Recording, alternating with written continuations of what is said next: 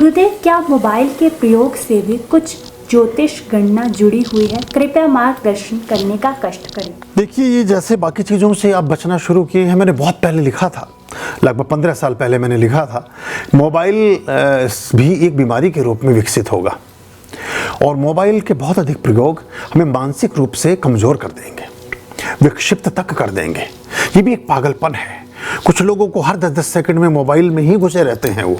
और सबसे बड़ी बात यह कि जो आपके मेरिडियंस हैं, हमारे हाथों में भी चक्र होते हैं।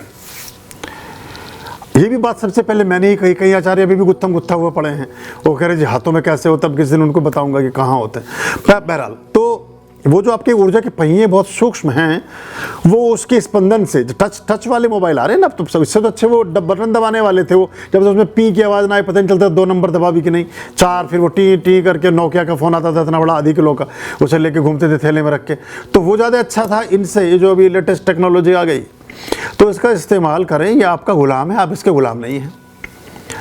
जो बच्चियाँ या बच्चे, जो बहनें या माताएँ, जो अपने मकरध्वज या अपने क्रोकोडाइल, जो भी मतलब अपने, अब कहेंगे जो पुरुषों के लिए ऐसी बात निकाल दी और देखो उनके लिए आपने ये कह दिया, तो ये तो पूरी प्रकृति का नियम ही है। और पुरुषों के साथ जितनी प्रक्रियाएं जुड़ी हैं उनके साथ जुड़ा है दोष, और स्त्रियों की जितनी प्रक्रियाएं उनके साथ जुड़ा है धर्म।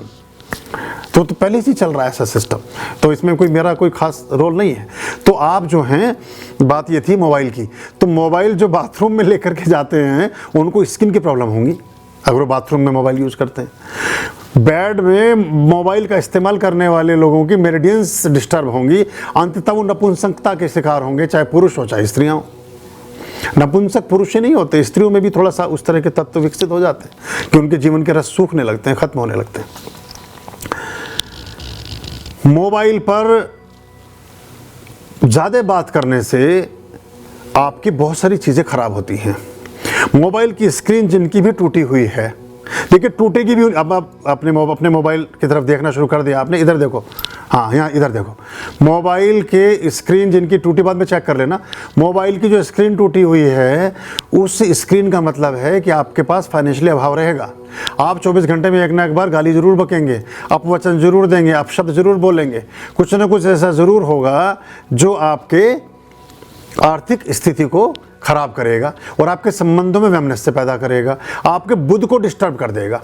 आपका वाणी, व्यापार, वाणिज्य और व्यवहार, ये 4 चीज़ें दूषित हो जाएंगी मोबाइल के खराब होने से। तो ये अब मोबाइल को देखते देखते भोजन करने वाले लोग, उनको दर्द होंगे डिफरेंट तरह के, क्योंकि उसमें आपको उसमें मंगल और बाकी चीज़ें, रक्त से संबंधित चीज़ें प्रभावित होंगी। मोबाइल के बहुत अधिक प्रयोग से शुक्र खराब हो जाएगा। अभी लोगों की, बच्चों की रिपोर्ट्स आने लगी हैं कि उनके रेटिना और उस चीज़ में डिफेक्ट आ गए, उनकी आंखों में सूजन आ गई है, तो वो शुक्र एजोल्ट हो जाता है। क्योंकि ये क्या है, ये कुछ है नहीं, ये एक्चुअली राहु केतु है, ये छाया है लाइट। हालांकि मैं भी आपको लगभग उसी टेक्नोलॉजी से आपके पास तक पहुंच रहा हूं, लेकिन ये बात करने का चलो माध्यम तक तो ठीक है कि आपने चलो ये बैठ के बात सुन ली, लेकिन अभी आप सिर्फ देख रहे हैं, आप कुछ उसके साथ संपर्क में नहीं है।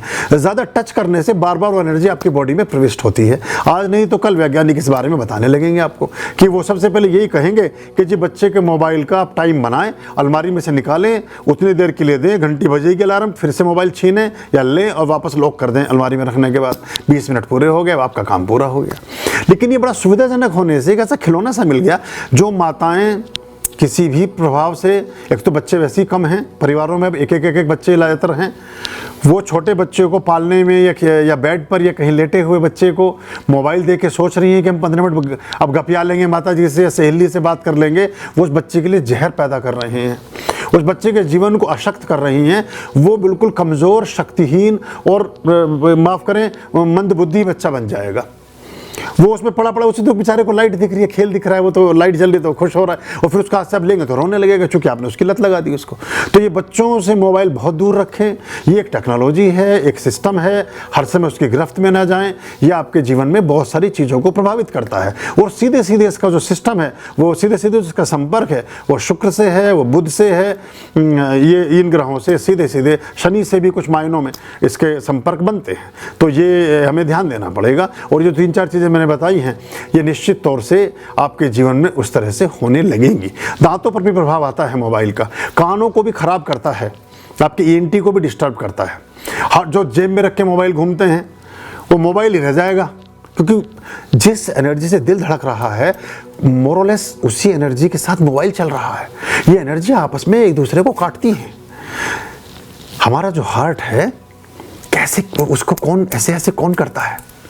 माता के गर्भ से वो संकुचित होना प्रारंभ करता है, स्पंदित होना प्रारंभ करता है और अंतिम सांस तक होता है। पूरे जीवन में सबसे ज़्यादा साथ आपका हृदय देता है और उसके हम सबसे कम सुनते हैं। मस्तिष्क भी बाद में विकसित होता है, मस्तिष्क से पूर्व हृदय विकसित होता है। और मस्तिष्क अगर आप मस्तिष्क बंद कर दें तो काफ़ी प्रक्रियाएं शरीर की हृदय चलाता रह सकता है, लेकिन अगर हार्ट फेल हो जाए तो मस्तिष्क उससे पहले हाथ छोड़ देगा, क्योंकि वो जो रुधिर भेज रहा था मस्तिष्क तक वो हृदय था, वो हार्ट था। तो हार्ट सबसे इंपॉर्टेंट पार्ट है आपकी बॉडी का। उस पर अगर आप मोबाइल के ज़्यादा प्रयोग करते हैं उस पर उसका इफेक्ट आता है। तो ये छोटी छोटी बातें हैं। और जितना देखिए हर चीज़ सुविधाजनक है। अब ये बिजली है, पंखा चल रही है, रोशनी कर रही है, खाना बना रही है, आपकी गाड़ी चला रही है और तार को पकड़ लें डायरेक्ट तो माला भी चढ़वा देगी तुरंत। तो हमें ऊर्जा का प्रयोग करना सीखना चाहिए और फिर वो ठीक रहेगा। केतकी ने लिखा, जब बच्चे थे तब टाइमली टीवी देखते थे, फिर पढ़ाई लिखाई में व्यस्त हो गए, अब बच्चों की वजह से देखना कम कर दिया है। गुरुजी हमारा खुलकर जीने का टाइम कब आएगा? जब जागो तब सवेरा, किसी टाइम की कोई प्रतीक्षा ना करो, यही समय, इसी पल, अभी छलांग, इसी में सब कुछ उदित होगा, इसी से सब हो जाएगा। और एक व्यक्ति के रूप में अपनी पहचान को स्थापित करो। अच्छे आप देखिए, अगर आप जब भी एक व्यक्ति के रूप में प्रतिष्ठित होते हैं तो समाज के अप्रिय हो जाते हैं, और समाज में सुव्यवस्थित होते हैं तो व्यक्ति के रूप में आपकी कोई पहचान कभी होती नहीं। इसलिए जो भीड़ शब्द बना है वो भीड़ बना है भेड़ों से, और भेड़ के पास अपनी कोई बुद्धि नहीं होती। अगर एक भेड़ कुएं में गिरती है तो उसके पीछे आने वाली 99 भेड़ें सब कुएं में गिर जाएंगी, गिरती हुई देख करके भी। इसलिए उस शब्द का नाम भीड़ है। अकेले आदमी ने कभी इतने गुनाह नहीं किए जितने भीड़ ने किए हैं। और आप देखिएगा जब भी उपद्रव होगा, जब भी दंगे होंगे, जब भी कम्युनल राइट्स हों, किसी भी तरह का संघर्ष होगा, युद्ध होंगे, वो भीड़ करेगी उसको, क्योंकि भीड़ में बचने की संभावनाएं सर्वाधिक होती हैं। आप व्यक्ति के रूप में पहचाने नहीं जाते हो, तो ये हमें देखना पड़ेगा।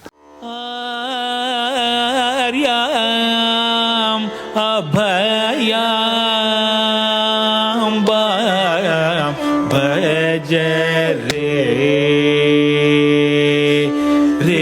चित संग